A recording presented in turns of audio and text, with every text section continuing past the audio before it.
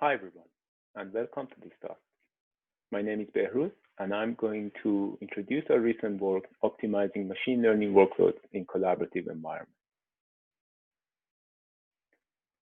Data science and machine learning are interdisciplinary fields, requiring knowledge from mathematics and statistics, computer science, and domain knowledge.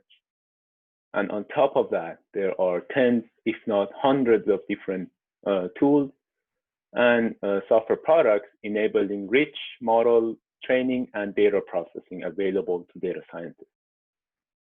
Learning all of these by one user is very difficult and it's not impossible.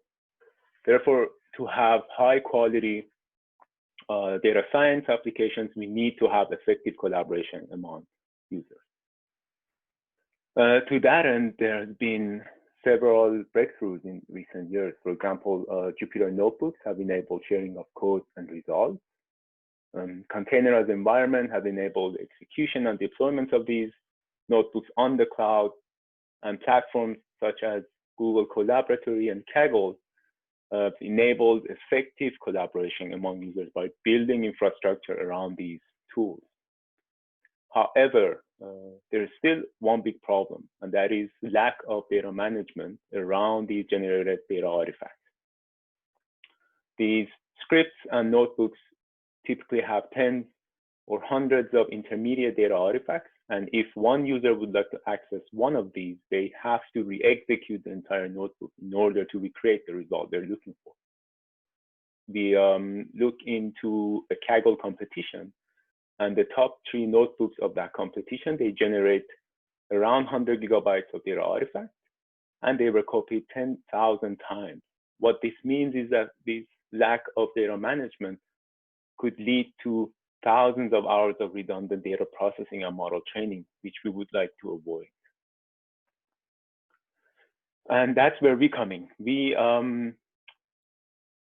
proposed an optimizer that can be integrated into the existing collaborative platforms, where on the client side, which could be inside these containers, we parse user workloads into a DAG, a directed acyclic graph. And on the server side, we optimize these workloads through materialization and reuse. And once they're executed, we annotate them with some extra information which we can use for future optimization. Our concrete contributions are the following. We have an experiment graph, which is the collection of all of the workload DAGs that have been executed. We have a materializer component that decides what artifacts to store. And we have an optimizer which offers a reuse algorithm to find the optimal execution plan of user workloads. Now, the materialization problem, as I said earlier, the size of the intermediate data is very large and we cannot store everything. Therefore, given a specific storage budget, we would like to materialize a subset of the artifacts in order to minimize the execution cost. There are several challenges. For example, future workloads are not known beforehand. And even if they are, this problem has shown to be NP hard. And lastly, any solution must accommodate large graphs and fast number of incoming workloads, which is typical in collaborative environments.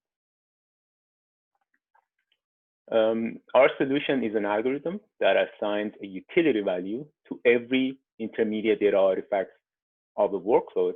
This utility value has inverse relationship with the size to penalize the storage of large artifacts, and has a direct relationship in order to encourage runtime heavy, high frequency, and high potential artifacts, which are the artifacts that could lead to high quality models.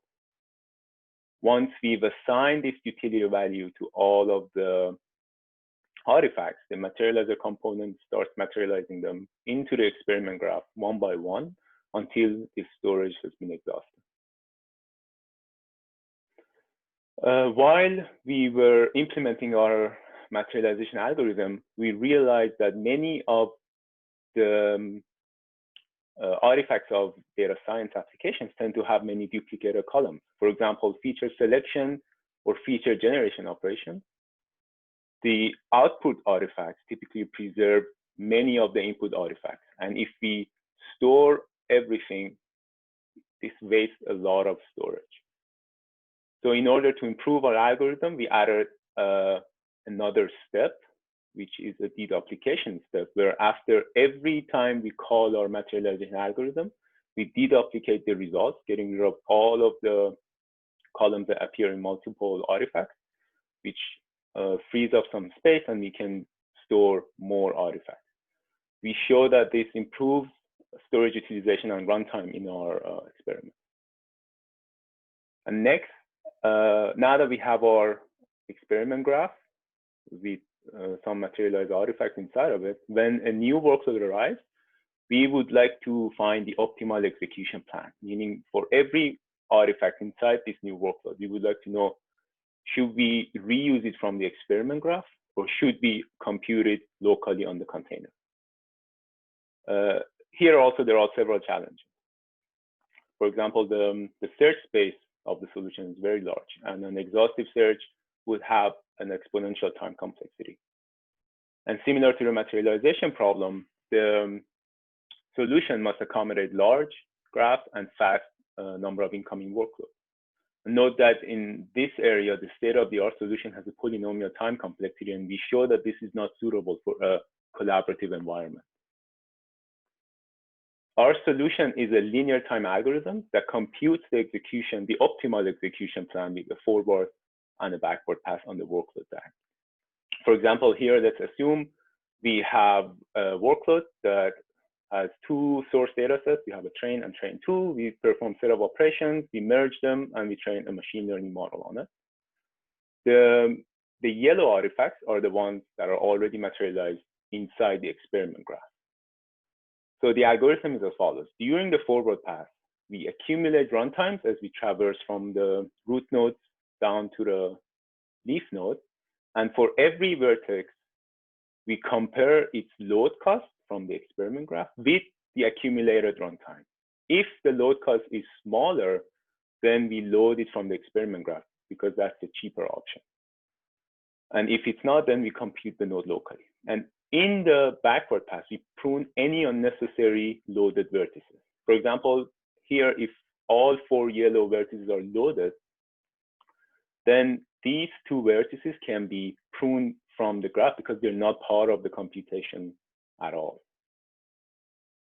We evaluated our system on a Kaggle competition, where we used 5 real scripts from the competition and generated 3 of our own. The total size of all the artifacts were around 130 gigabytes, and we compared our optimizer with Helix and a state-of-the-art machine learning frameworks, which offers materialization and reuse, and a naive system with no optimization. In this figure, we see the repeated execution of 3 of the workloads. In the first execution, the experiment graph is empty. Therefore, the runtime of all 3 approaches are more or less similar. However, in the second execution, in the second run, our approach and Helix, they materialize some artifacts into the experiment graph, and they can reuse them to reduce the time, which leads to up to an order of magnitude improvement over the naive baseline. And in this figure, we see the execution of all the Kaggle workloads, all 8 of them, one by one. Here we see that by the end of the process, we outperform Helix and naive approach by 50%. And the reason is that the materialization budget here is very small, and our materialization algorithm is able to select more beneficial artifacts for materialization, which leads to a smaller runtime. This shows that optimizing workloads in collaborative environment could improve runtime by 1 order of magnitude for repeated executions and 50% when the workloads are different.